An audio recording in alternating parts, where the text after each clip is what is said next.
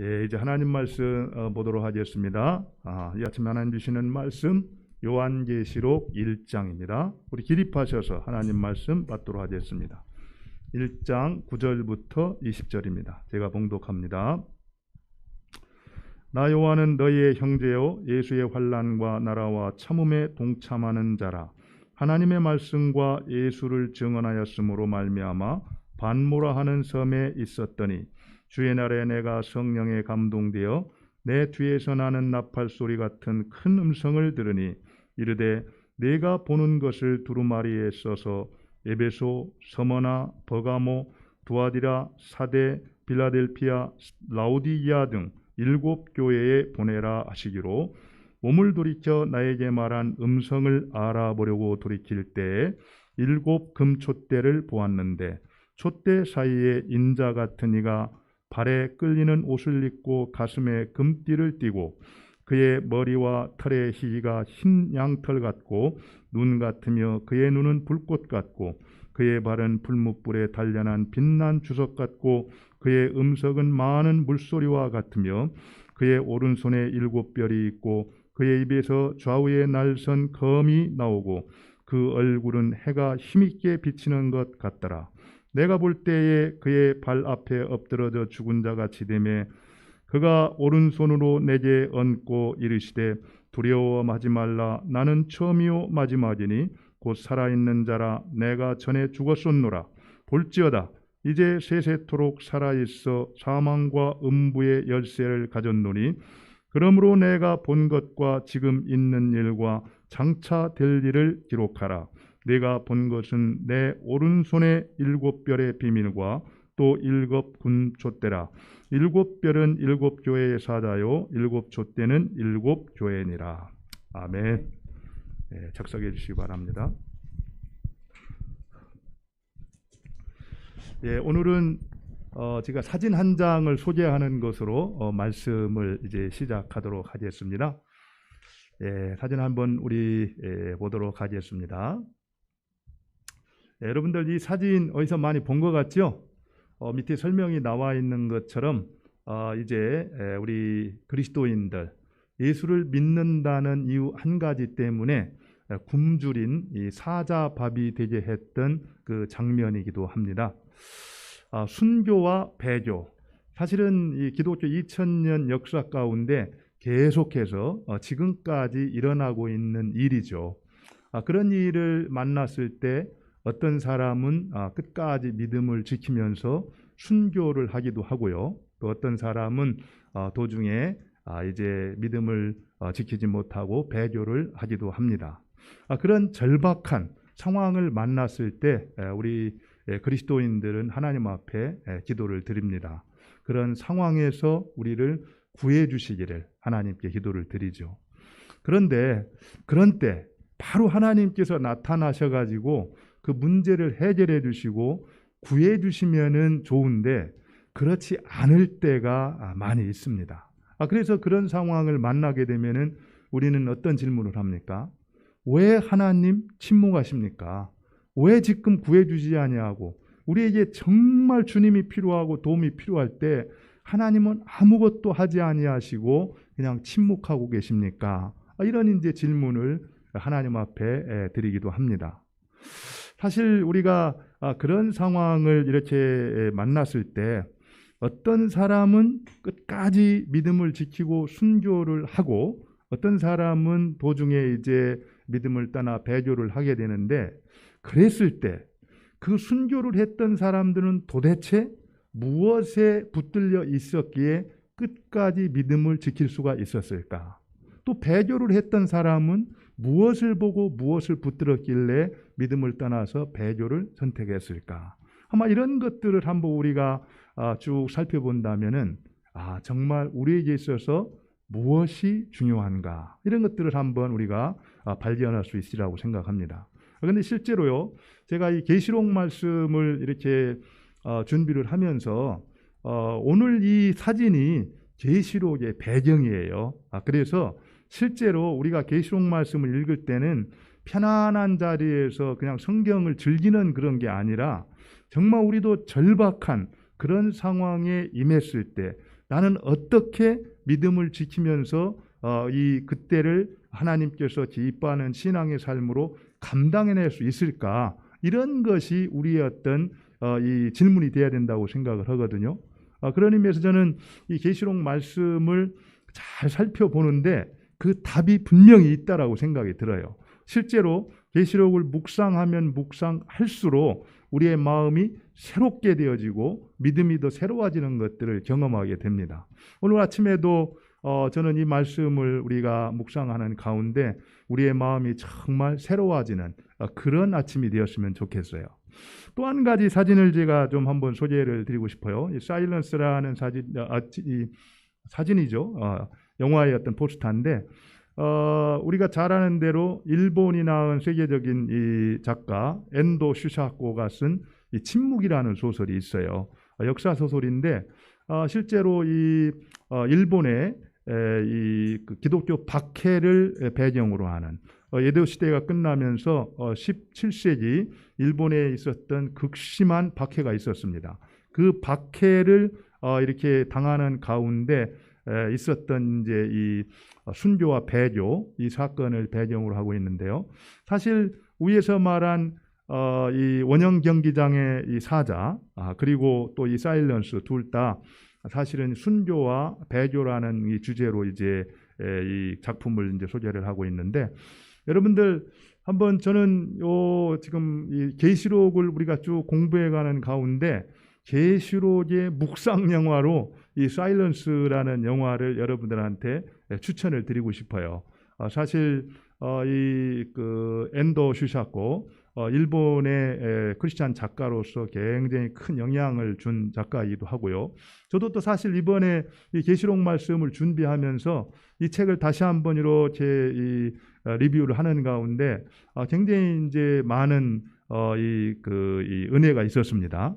특별히 어떤 고난이라는 것 앞에서 특별히 하나님의 말씀에 우리가 순종하고 끝까지 믿음을 지켜야 되는 그런 삶을 살아내려고 할 때 우리에게 있어서 어떤 고민들이 있는가, 그리고 그런 고민 앞에서 우리는 어떤 것을 선택해야 될 것인가, 이런 부분들에 대해서 많은 생각을 했던 이 영화이기도 하고 작품이기도 합니다.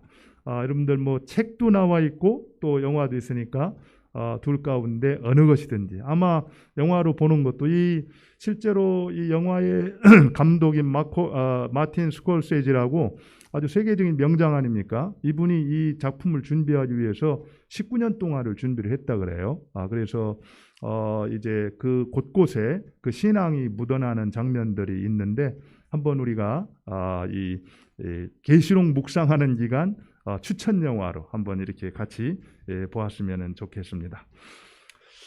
사실 이제 두 가지를 제가 보면서 그런 생각을 했어요. 왜 누구는 이 순교를 선택하고 누구는 배교를 선택할까? 요 영화와 함께 제가 실제로 반모섬의 요한계시록이라는 동영상을 또 같이 한번 본 적이 있어요.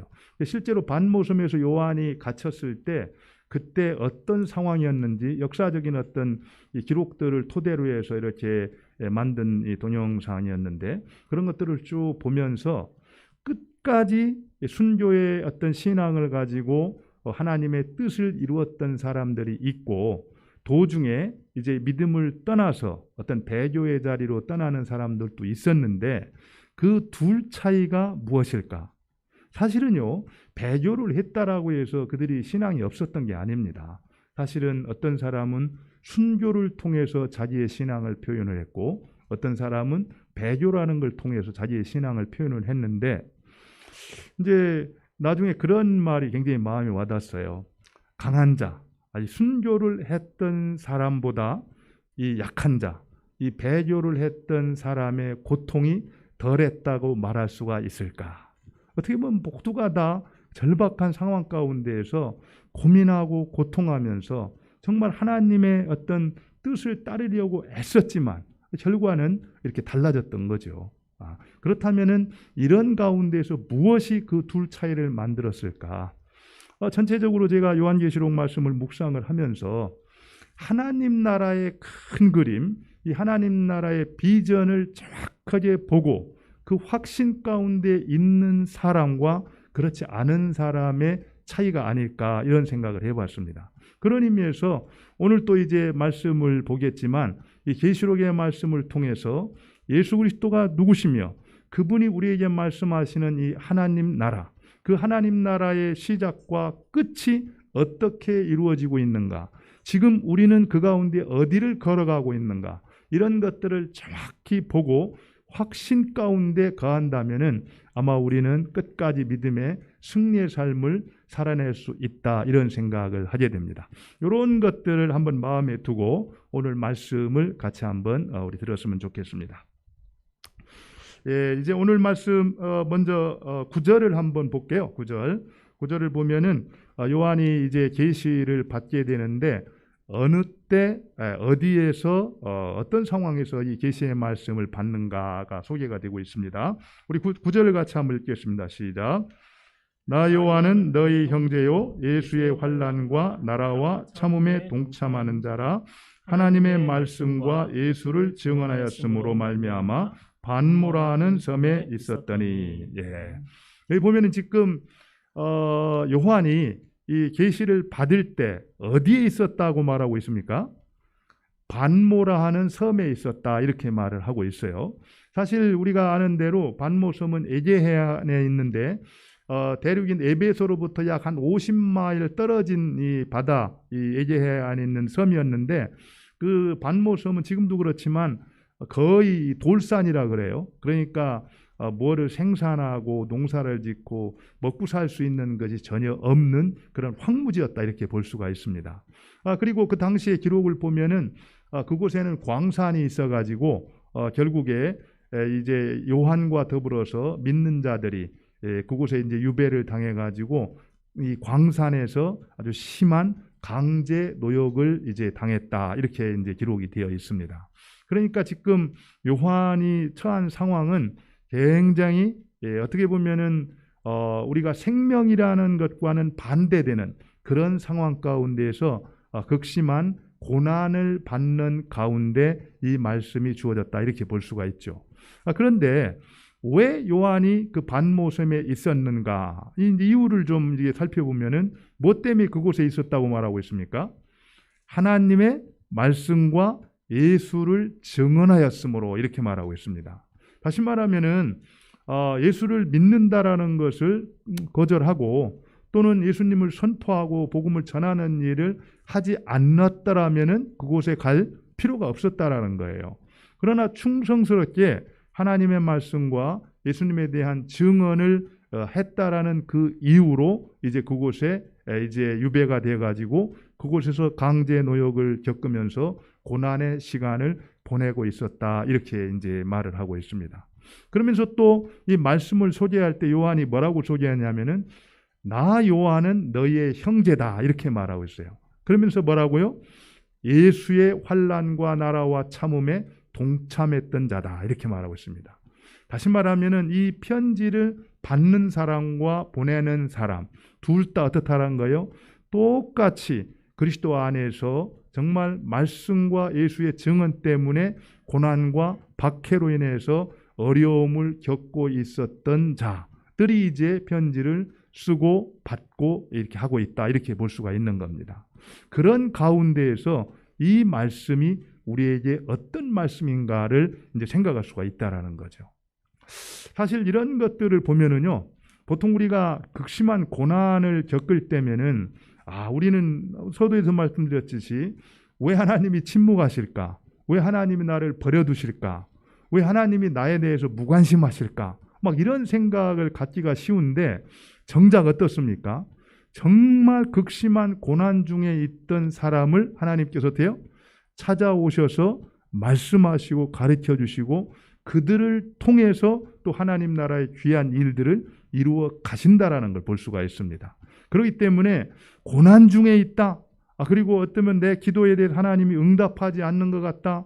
침묵하시는 것 같다. 그래서 하나님을 등지는 것이 아니라 도리어 그런 환경, 그런 사람을 통해 하나님께서 자신의 뜻을 이루어 가시고 함께 하신다라는 것을 오늘 말씀을 통해서 우리가 알 수가 있다라는 겁니다. 그런데요, 그 다음에 보면은 이 10절에 뭐라고 말하냐면은 주의 날에 내가 성령에 감동되어 이렇게 말하고 있거든요. 주의 날에 내가 성령에 감동되어서 이제 계시를 들었어요. 우리가 하나님의 계시를 받을 때 우리의 어떤 상황이 어떠한가를 이제 이해할 필요가 있는데 성령에 감동되었다 이렇게 말하고 있습니다. 다른 표현을 하면은 성령 안에서 이런 얘기를 하고 있어요.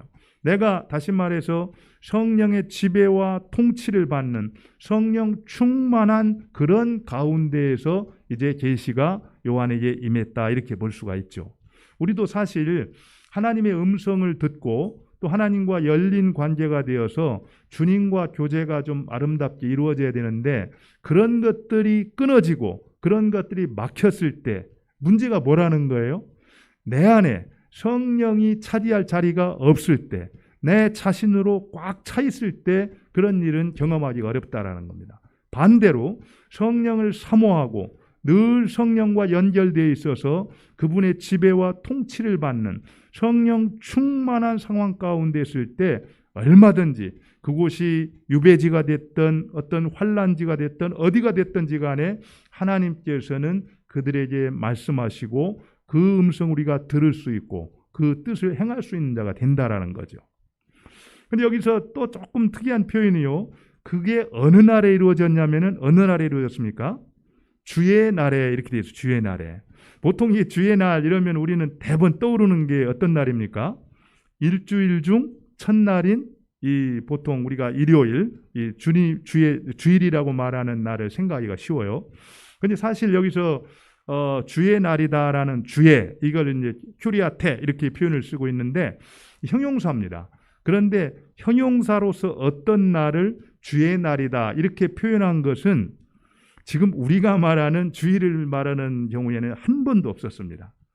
단지 이제 구약에서 선지자들이 마지막 때에 주의 날을 선포하잖아요. 그날은 무슨 날입니까? 진노의 날이고 심판의 날이었어요.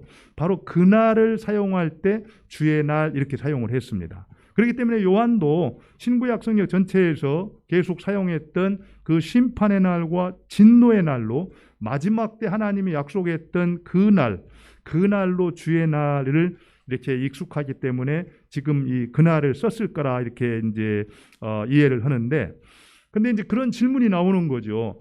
그날이라면은 그 마지막 심판의 날 그리고 또 진노의 날로서 주의 날을 썼다라고 한다면은 지금 요한이 어떻게 보고 있습니까? 주의 날에 내가 성령에 감동되어서 이제 계시와 환상을 보고 있다는 얘기잖아요. 그럼 이게 말이 안 맞아요. 그죠? 그래서 이 부분에 대해서는 학자들의 의견이 그런 얘기를 합니다. 결국에 지금 성령의 감동이 되어서 바로 요한은 그 환상과 계시 가운데 들어가서 그 주의 날에 있었던 일들을 미리 보고 경험한 다음에 나와서 기록하고 있다 이렇게 얘기를 하고 있는 겁니다. 그러면 여기서 한 가지 우리가 질문이 생기게 되죠. 도대체 그렇다면 우리가 지금 말하고 있는 주의 날, 보통 주일이라고 말하는 것은 어느 때 어떻게 시작됐는가, 이런 이제 어떤 질문을 할 필요가 있습니다. 왜 이걸 제가 말씀드리고 싶냐면은 간혹 이제 이 주일을 지키지 아니하고 이제 토요일 안식일을 지키는 이단들이나 어떤 이 종파에서 꼭 이렇게 비판을 할 때 어떻게 말합니까? 개신교 주일날 주일을 지키는 것은 다 황제 숭배에 어떤 이 따라서 변질된 신앙으로 주일을 섬기게 됐다 이렇게 비판을 하거든요. 근데 그게 아니라는 것을 정확히 알 필요가 있습니다. 실제로 우리가 정확히 하는 것은 안식일과 주일의 차이를 알아야 됩니다. 안식일은 어느 때 무엇을 근거로 해서 안식일을 지키기 시작했습니까? 하나님께서 온 우주 만물을 엿새 동안 창조하시고 마지막 7일날 어떻게 했습니까? 안식하셨잖아요. 그것을 기념하여 지키는 것이 안식일이에요. 그런데 주일은 어느 때 시작됐습니까? 예수님께서 우리를 위해서 죽으셨다가 다시 살아나신 것, 부활하신 것을 기념하여 지키는 것이 뭐예요? 주일이에요. 그렇기 때문에 안식 후 첫날 주님이 부활하신 것을 기념하여 지키는 것이 주일이기 때문에 분명히 안식일과 주일은 다른 겁니다.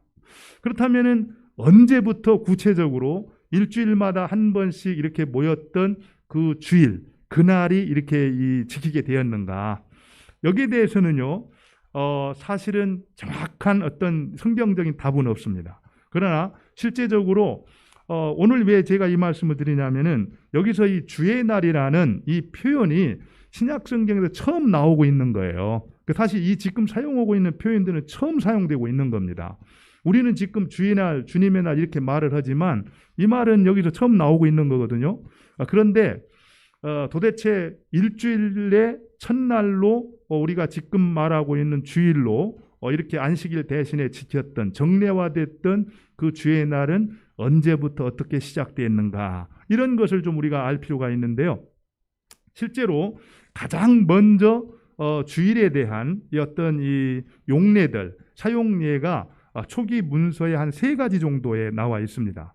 그 중에 첫 번째가 우리가 잘 알고 있는 디다케, 보통 사도들의 가르침이라고 말하고 예배와 어떤 가르침에 대한 어떤 최초의 매뉴얼이다 이렇게 말하고 있는 디다케. 거기에서 보면은 이제 우리는 그 주일, 그러니까 일주일 중에 첫날 예수님이 부활하셨던 그날에 만나서 예배하고 떡을 뗀다, 요 표현이 나와 있습니다. 그러니까 아마 그때부터 주일날 이 초대교회 성도들은 이제 매주 그 안식 후 첫날을 이제 모여서 모임을 갖는 그런 이제 행위가 있었다 이렇게 볼 수가 있고요. 두 번째는 안디옥에 이그나시오스라는 이 교부가 있었습니다. 그 교부가 이제 분명히 이제 이 마그네시안 교회에 보낸 편지, 그 편지에 보면은 또 그 근거가 나와요. 뭐라고 되어 있냐면은 이제 우리는 주일을 포기하고, 그러니까 주일을 포기하는 거 안식일을 이제 포기하고 주일을 지킨다라는 이제 기록이 이제 나와 있어요. 그런 거 보면은 그때부터 역시 주일이 지켰던 것으로 이렇게 볼 수가 있고요. 마지막으로 사대 밀레토라는 학자가 쓴 이 논문이 있어요. 거기 그 주일에 관하여라는 그 논문이 있는데 거기에서 보면은 이제 지금까지 쭉 진행되어 왔던 그 안식일에 그런 것들을 따르지 아니하고 이제 이 주일날 그때 우리가 모이는 것으로 한다라는 또 그런 기록들이 있습니다. 이런 한 3가지 정도가 초대교회의 일주일의 첫날을 주일로 지켰던 용례로 이제 소개가 되고 있거든요. 그런 것들을 이제 볼 수가 있는데, 그렇다면 지금 우리가 하고 있는 일주일의 첫날 이게 그 규칙적으로 매주 지키게 됐던 그 근거는 어디 있는가? 실제로요, 고대 근동에서는 그런 날이 있었다고 합니다. 달에 한 날, 이런 한 달에 한 날이라는 날이 있었고요. 또 그 다음에 주에 한 날, 일주일에 또 한 날이라는 그런 개념들이 있었대요. 특별히 일주일에 한 날이라는 개념으로 세바스테 이런 날이 있었는데, 헬라 시대 때 세바스테, 그 세바스테라는 말은 황제의 날이다 이런 이제 그 의미라고 그래요. 황제의 날. 그러니까 황제의 날이라고 정해가지고 일주일에 한 날을 지켰는데, 그것이 결국에는 그리스도인들에게 주일로 지키는 결정적인 근거가 되었을 것이다 이렇게 얘기를 합니다. 무슨 얘기입니까? 모든 사람들이 그날은 황제에게 돌려지는 어떤 영광과 모든 것의 날이라고 생각을 했다면은 그리스도인들은 그날을 황제의 날로 정하지 아니하고 어떻게 했다라는 거예요? 우리 주님에게 드려져야 되는 주님의 날이다 이렇게 지키게 되었다라는 겁니다. 그때부터 매주 일주일의 첫날을 이제 주님의 날로 이렇게 지키게 되었다 이렇게 이제 정리를 할 수가 있는 거죠. 그렇다면 우리가 한번 주의 날, 보통 우리가 주일 이렇게 얘기를 하는데, 안식일이라는 것은 창조 후에 하나님께서 안식하신 것을 기념하여 지키는 거였다면은 주일은 뭐라는 겁니까? 예수님의 부활하신 것을 기념하여 지키는 것이 주일이다. 그리고 이 주일이라는 것이 언제 구체적으로 지금과 같이 일주일에 하루를 정해서 매번 모이는 주의 날로 정해졌는지 근거는 없지만, 그 근거 사례들을 쭉 봤을 때 이제 초기에 1세기부터 이제 2세기 초에 그런 일들이 있었다라는 걸 알 수가 있고, 그 다음에 무엇보다도 황제의 날이라고 모든 사람들이 황제를 숭배했던 그때 결국 그리스도인들은 주님에게 충성과 헌신을 드리는 주의 날로 이렇게 지키게 되었다. 이렇게 정리를 할 수가 있겠죠. 아마 여러분들이 이런 것들을 좀 이렇게 잘 준비를 하고 있어야 이단들이 개신교, 특별히 너희들은 이 황제 숭배를 위해서 주의를 지킨다 이렇게 공격을 해올 때 그렇지 않다라는 것을 정확히 우리가 변증을 할 수 있겠죠. 이런 부분들에 대해서는 한번 여러분들이 참고를 하시면 좋을 것 같습니다. 그 다음에 이제 우리가 이제 이 사도 요한이 그 계시를 받을 때, 이제 이렇게 돌아보아 가지고 발견한 사람이 있습니다. 그죠? 사도 요한이 발견했던 분이 누군가를 한번 이제 살펴볼 필요가 있죠. 12절을 한번 보겠습니다. 12절을 보니까 몸을 돌이켜 나에게 말한 음성을 알아보려고 돌이킬 때에 7 금촛대를 보았는데 촛대 사이에 누가 있습니까? 인자 같은 이가 발에 끌리는 옷을 입고 가슴에 금띠를 띠고. 거기 보면은 사도 요한이 계시를 받을 때 보았던 사람이 누굽니까? 누구죠? 거기 인자 같은 이 이렇게 나와요. 인자 같은 이. 보통 이 인자 같은 이라고 말을 하면은 이제 우리 그 신약 성경에도 인자라는 표현이 나오잖아요. 그러면 우리는 생각할 때 예수님의 인성을 가리키는 거다 이런 이해들을 많이 하는데 사실은 그런 뜻이 아닙니다. 여기서 인자 같은 이는 다니엘서 7장 13절에 분명히 얘기를 해요.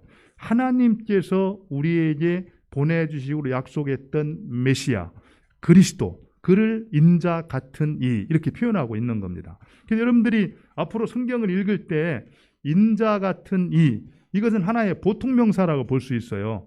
바로 하나님께서 우리에게 보내주시기로 약속했던 그리스도, 메시아를 가리킬 때 항상 이 표현을 쓰고 있습니다. 그러니까 지금 사도 요한도 예수님인 것을 알았어요. 그럼에도 불구하고 표현을, 예수님을 어떻게 표현한 겁니까? 인자 같은 이, 이렇게 표현을 한 것은 그분이 바로 그리스도다, 메시아다. 메시아로서 처음 이 땅에 오신 분이기도 하고 다시 이 땅에 오실 메시아, 다시 이 땅에 오실 재림주로서 이제 예수님께서 인자 같은 이다 이렇게 표현을 하고 있는 겁니다. 그러면 우리가 이런 부분들을 생각을 할 때 한번 잘 보세요. 여기서 그 인자 같은 이가 어디에 계시다고 지금 성경이 말하고 있습니까? 7 금촛대를 보았는데 어디에? 그 촛대 사이에 인자 같은 이가 계셨다 이렇게 말하고 있어요. 촛대 사이에. 근데 우리 이 7 촛대, 금촛대, 요거는 20절에 보면 뭐라고 말하고 있습니까? 그거는 7 교회라고 분명히 말하고 있어요. 그러니까 지금 예수님께서 부활하신 그 주님, 승천하신 주님, 여러분들 그런 의문이 있지 않았어요? 우리를 위해서 죽고 부활하신 예수님. 그래서 이제 사도행전 1장에서 보면은 이제 승천하셨잖아요. 그죠? 도대체 승천하셨던 그 주님은 어디에서 무슨 일을 하고 계실까? 이런 거 궁금하지 않았습니까? 근데 오늘 사실은요, 이 계시록 말씀을 통해서 그런 부분들에 대해 확실한 답을 주고 있는 거예요. 다시 말해서 우리가 그냥 부분적으로 알고 있고 부분적으로 경험했던 것 말고 바로 이 계시록 말씀을 통해서 땅의 일과 하늘의 일, 지금 일과 장래 일, 그 모든 것들을 총체적으로 보여주고 있는 것이 계시록이라는 겁니다. 그렇기 때문에 계시록 말씀을 바로 이해하게 될 때 하나님 나라의 전체 비전을 우리가 볼 수가 있다라는 거예요. 그리할 때 우리의 믿음이 약해지지 아니하고 소망 가운데 그 하나님을 붙들고 나아갈 수가 있다라는 겁니다. 그런데 중요한 것은 그 인자 같은 이 그리스도, 예수 그리스도, 부활하신 주님이 지금 어디에 계시다라는 거예요? 촛대 사이에. 촛대는 7 교회를 말하고 있는 겁니다. 교회 가운데 거하시면서 교회를 붙드시고 지키시고 보호하시고 인도해 주신다. 이것을 우리가 알 수가 있다라는 거죠.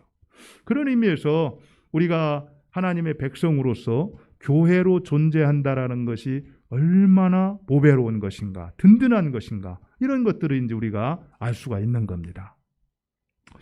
그런데요, 우리가 좀 특별한 장면이 17절에 보면은 나와요. 17절을 한번 볼까요? 17절. 17절 한번 보겠습니다. 17절 같이 한번 읽겠습니다. 시작. 내가 볼 때에 그의 발 앞에 엎드러져 죽은 자 같이 되매 그가 오른손을 내게 얹고 이르시되 두려워하지 말라 나는 처음이요 마지막이니. 여러분들 여기서 지금 분명히 이 사도 요한이 예수님을 보았어요. 그죠? 근데 예수님을 보았을 때 사도 요한이 보였던 반응이 어떤 겁니까? 어떤 거죠?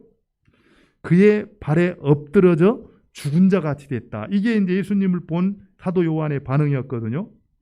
근데 이건 굉장히 이상한 일이에요. 왜 그렇습니까? 원래 사도 요한은 예수님과 아주 친하게 3년을 지냈어요. 그 중에서도 12제자 가운데 가장 예수님께 사랑받는 자였습니다. 그래서 요한복음 13장 23절 25절 보면은, 그래서 제자들과 함께 했을 때 사도 요한은 어떻게 했냐면은 예수님의 품 안에 이렇게 기대어 누워 있었다, 이렇게 얘기를 해요. 그리고 실제로 예수님께서도 가장 사랑하는 자였다고 말을 하고 있습니다. 그런 친밀한 사이였고, 그렇게 잘 알고 지냈던 사이였고, 또 그렇게 사랑받는 자였는데, 그러면 오랜 시간이 지나서 그분을 만났을 때 우리가 보통의 어떤 그런 상식이라면 어떻게 되겠습니까? 너무 반가워 가져가서 허깅을 하고 막 이렇게 좋아해야 되잖아요. 그죠? 그런데 그런 반응을 보인 것이 아니라 놀랍게도 어떻게 된 거예요? 그의 발 앞에 엎드러져서 죽은 자 같이 됐다라는 겁니다. 이 얘기는 옛날 초림하셔서 우리를 위해서 십자가에 못 박혀 죽으시고 제자들과 함께 했던 그 예수님의 모습과 지금 다시 마지막 날에 임하실 그 주님의 모습과는 어떻다라는 거예요? 분명히 차이가 있다라는 겁니다. 분명한 차이가 있다라는 거예요. 그래서요, 도대체 예수님이 어떤 분으로 묘사가 됐길래 그렇게 죽은 자 같이 엎드러졌을까? 그 13절부터 16절의 내용이 쭉 나오거든요. 여러분들 한번 봅시다. 그러면은 13절에 보니까 촛대 사이에 인자 같은 이가 발에 끌리는 옷을 입고 가슴에 금띠를 띠고, 이렇게 있거든요. 여기서 이건 뭘 말하냐면은 이 발에 끌리는 옷을 길다란 그 망토를 입고 또 가슴에 띠를 띠었다, 이것은 제사장의 제복을 의미할 때 표현하는 겁니다. 그러니까 지금 우리 예수님께서는 어떤 모습으로 나타났냐면은 대제사장의 모습으로 나타났다, 이렇게 볼 수가 있어요. 여전히 지금도, 과거에도 그랬지만 우리 죄인들이 두려워서 죄 때문에 하나님 앞에 나아갈 수가 없을 때 그들의 죄를 용서하시고 우리를 하나님 앞으로 인도해낼 수 있는 제사장의 어떤 신분으로 이제 나타났다, 이렇게 볼 수가 있는 겁니다. 그리고 그 다음에 14절에 보면 뭐라고 나와 있습니까? 그의 머리와 털의 희가 흰 양털 같고 눈 같으며 그의 눈은 불꽃 같고. 그래서 처음에 그의 머리와 털의 희가 흰 양털 같다, 이거는요 원래 하나님에 대한 표현을 할 때 이렇게 썼습니다. 하나님의 어떤 거룩함과 영원성을 얘기할 때 흰 털과 흰 머리로 얘기했는데, 예수님에게서 그 모습을 이제 보았다라는 얘기는 예수님 역시 어떻다라는 거예요? 하나님과 동일한 그런 이 거룩함과 영원성을 갖고 계신 분이다, 이 표현을 하고 있다라는 겁니다. 그리고 그 다음에 그의 눈은 불꽃 같다. 우리가 보통 불꽃 같은 눈으로 지켜본다, 이런 얘기 하잖아요. 이 얘기는요, 우리의 죄악을 꿰뚫어 보시는 하나님이라는 겁니다. 그래서 우리가 아무리 숨기려고 해도 숨길 수 없이 죄에 대해서 반드시 심판하시는 그런 하나님의 모습을 예수님을 통해서 보여주고 있다라는 거죠. 그 다음에 15절을 한번 보면은요, 그의 발은 풀무불에 단련한 빛난 주석 같고, 이 부분은 조금 적용하기가 쉽지는 않은데, 보통 이 주석이라는 거, 이 동이라는 거, 청동이라는 것은 우리가 성전에 들어가면은 놋제단이 있습니다. 놋제단. 거기에서 이제 번제물이 드려지게 되는데, 결국에 이것도 심판과 관련된 겁니다.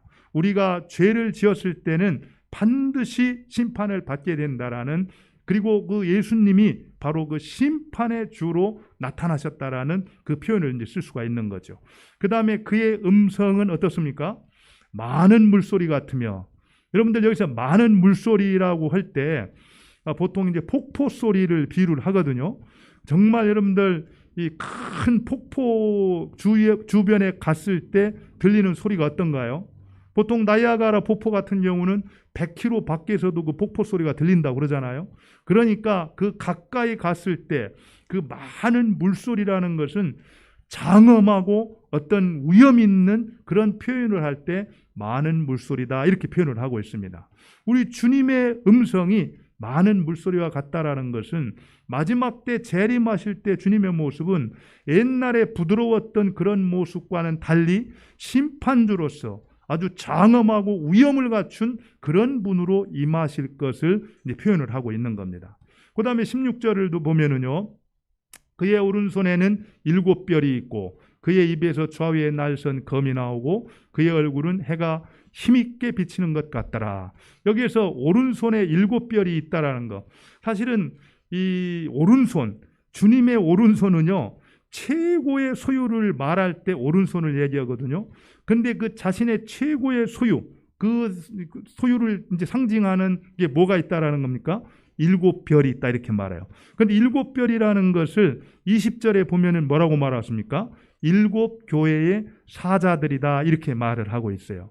그러니까 지금 교회의 사자들을 우리 주님께서 최고의 소유로 붙들고 계시다.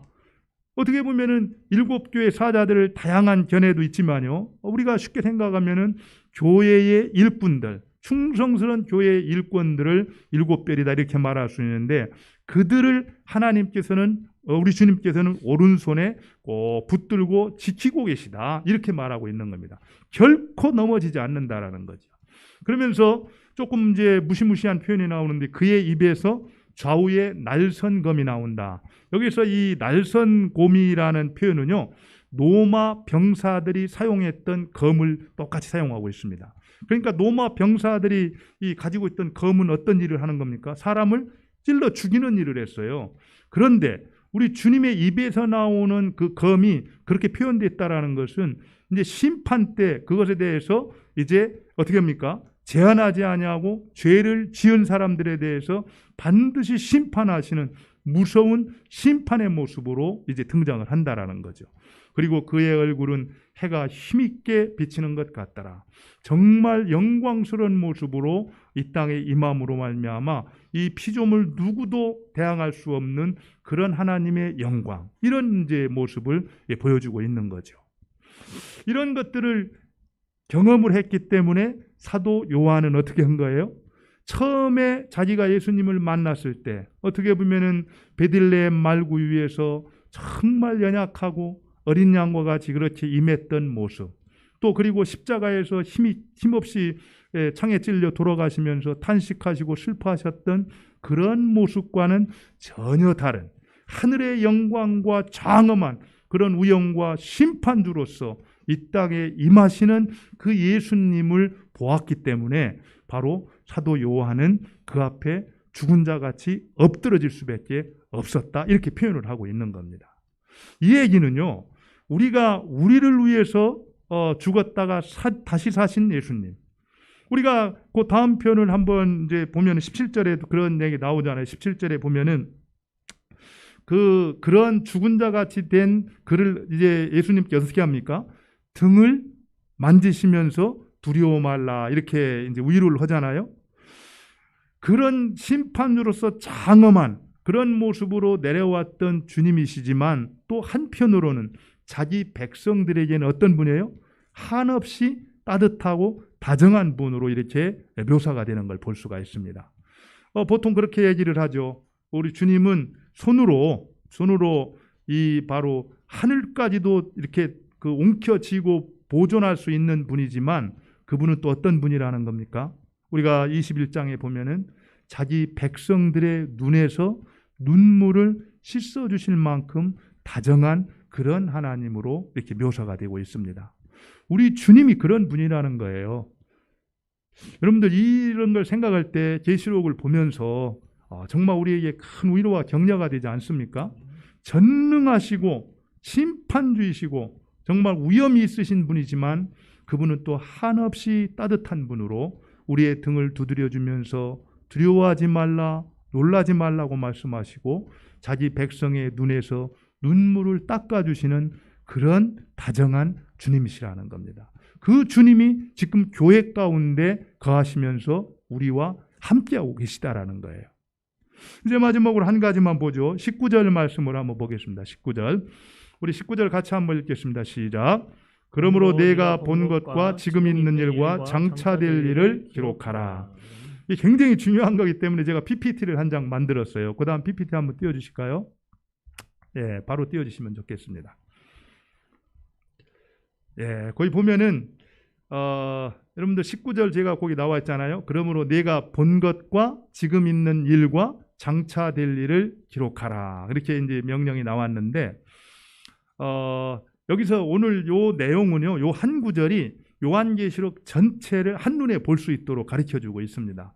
여러분들 요한계시록을 보면서 막 이게 내용이 왔다 갔다 하는 것 같고 도대체 막 이 얘기 나오고 저 얘기 나오면 헷갈려요. 그래서 잘 정리가 안 될 텐데 늘 이 말씀을 보면서 제 자리를 방향을 잡아갔으면 좋겠어요. 무슨 얘기냐면은 지금 예수님께서 요한에게 나타나셔서 이제 뭐라고 명령을 하냐면은 세 가지 명령을 하죠. 내가 본 것과 지금 있는 일과 그 다음에 보니까 장차 될 일을 기록하라. 이거를 시제적으로 세 시대를 얘기하는 겁니다. 과거와 현재와 미래. 그래서 과거, 지금까지 있었던 것, 내가 본 것이죠. 그 내용이 1장의 내용입니다. 1장의 내용. 그 다음에 지금 있는 일, 이제 그 계시의 말씀을 듣고 현재 진행되고 있는 일, 그 내용이 7 교회에게 보내진 편지 2장과 3장의 내용이에요. 그리고 나서 장차 될 일, 이게 뭐냐면은 바로 4장부터 22장 전체의 내용입니다. 어떻게 보면은 이 요한계시록은 장차 될 일에 관해서 쓰여진 내용이죠. 그래서 4장부터 22장이 장차 될 일을 기록하고 있는데 장차 될 일 가운데에도 딱 세 부분으로 나눌 수가 있어요. 19장에 가면은 예수님이 재림하시는 내용이 나오거든요. 그래서 19장 예수님의 재림을 기준으로 해서 앞뒤로 재림 이전과 재림 이후에 될 일이 또 기록되고 있습니다. 그러면 여러분들이 가만히 보세요. 이 요한계시록을 이렇게 공부를 할 때 지금 있었던 일, 그리고 지금 진행되고 있는 일, 그리고 장차 될 일로 나눌 수가 있는데 과거에 있었던 일과 지금 있는 일과 앞으로 될 일을 말할 수 있는 분이라면 그분이 누구겠습니까? 역사를 주관하시는 하나님이 아니고서는 그런 일을 하실 수가 없어요. 그래서 우리가 이런 사실들을 통해서 우리가 발견하는 것은 예수님이야말로 역사의 주권자가 되신다라는 것을 다시 한번 우리가 발견할 수가 있다라는 겁니다. 그리고 그 하나님께서 역사의 주관자로서 모든 시작과 끝을 주관하는 분이라고 한다면은 그분이 약속하신 그 약속을 붙들고 이 때를 걷는 것, 그것보다 더 중요한 일은 없다라는 겁니다. 저는 여러분들이 그런 믿음이 있길 바라요. 정말 지금 고통과 환난을 겪고 있기 때문에 너무나 그 어려움이 커서 하나님 앞에 기도를 드리지만 하나님께서 침묵하시는 것 같고 또 왜 그렇게 내 기도에 응답하지 않는가 어려워할 수가 있습니다. 그렇지만 때가 이르지 않았다라는 거죠.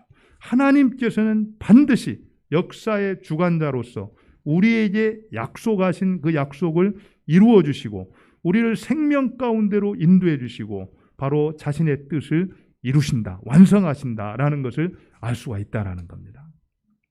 그렇다면은 이런 상황 가운데서 침묵하시는 하나님 같은 그런 하나님의 침묵을 경험하고 있는 그런 우리들이 어떻게 이 침묵의 때를 걸어가야 될 것인가? 제가 이 시간 파스칼의 팡세에 나오는 침묵에 관한 부분을 읽어드리고 말씀을 맺도록 하겠습니다. 파스칼의 팡세에 이런 부분이 있습니다. 침묵은 언제나 과정이다. 침묵은 모든 상황을 뒤집으시는 하나님의 계획을 이루기 위한 과정이다. 그리고 그 과정 속에서 인간의 믿음은 시험을 당하고 그 시험은 인간의 믿음의 진정성을 가려낸다. 시험을 견디는 믿음이 있는가 하면 시험에서 넘어지는 믿음이 있다. 침묵은 믿음의 진정성을 가려낸다. 침묵이 있기에 믿음이 있고 시험을 견디는 믿음이 하나님을 영화롭게 하며 그분의 계획과 지혜를 더욱 위대하게 만드는 것이다. 그 진정성의 시험을 통과한 믿음은 비로소 어느 순간에 뜻하지 않은 순간에 자신이 계획하지 못했던 때에 침묵의 의미를 체험하게 된다. 그 순간 영원할 것 같았던 침묵은 비로소 끝난다. 모든 상황은 역전된다. 침묵의 말미에 하나님은 비로소 존재를 드러내신다. 그 침묵이 얼마나 길었는가는 중요하지 않다. 그 모든 침묵을 깨고 하나님은 비로소 자신의 존재를 천하에 드러내신다. 하나님의 독생자의 죽음의 현장, 고통의 부르짐 앞에서도 그가 3일간 무덤 속에 썩고 있을 때에도 하나님은 침묵하셨다. 그러나 그가 영광스러운 부활로 그 침묵을 깨셨을 때 모든 상황은 역전되었다. 하나님의 계획이 신비롭게 펼쳐지는 순간 침묵은 아름다운 색칠을 위한 밑그림이다. 침묵은 반드시 침묵으로 끝나지 않기에 하나님의 침묵은 하나님을 진정 하나님답게 하는 위대한 설교인 것이다. 하나님은 침묵하시기에 나는 그분을 믿는 것이다. 나의 믿음은 그 침묵은 결코 영원하지 않다는 진실에 있다. 마지막 구절을 제가 한번 더 읽어드릴게요. 나의 믿음은 그 침묵은 결코 영원하지 않다는 진실에 있다. 침묵은 분명히 이제 끝이 오게 된다라는 겁니다. 그리고 하나님의 존재가 투명하게 이제 나타난다라는 것이죠. 비록 지금 힘들고 어려운 그런 침묵의 때를 걸어가시는 여러분들, 그 때는 영원하지 않다라는 겁니다. 반드시 하나님이 나타나는 때가 있다라는 그 믿음을 가지고 이 침묵의 때를 걸어가시는 우리 모두가 될 수 있기를 바랍니다. 우리 같이 한번 기도하겠습니다. 우리 같이 한번 기도할 때 정말 세례 요한이 사도 요한이 그랬던 것처럼 고통과 환난 가운데에서 주님으로부터 받은 계시의 말씀으로 위로와 격려를 받고 그 하나님의 침묵에 대해서 기다림으로 인내함으로 우리의 삶을 새롭게 하는 우리가 될 수 있도록 해달라고 우리 말씀을 생각하면서 합심해서 기도하겠습니다. 같이 기도합니다.